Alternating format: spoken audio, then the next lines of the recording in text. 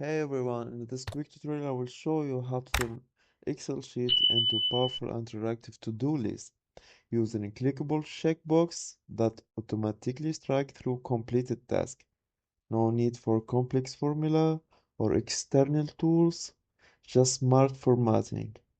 Perfect for daily planning, work tracking, or managing small project, everything inside Excel. So this small example to show you how the process is gonna be. So the first thing first, we have to add some boxes here. So what we have to do, so we will be enabled to do that. We have first thing first, we have to enable the developer mode.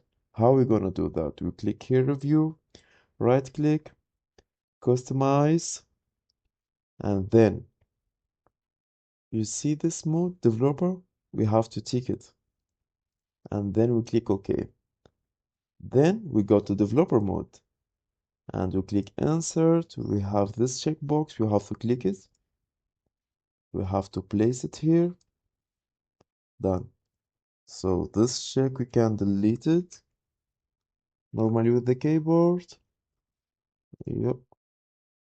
And so we don't need to do this for everyone, for all of the sellers. So we go right corner here and we make it down. So whenever you're done with the task, you just click, you just take it, I mean.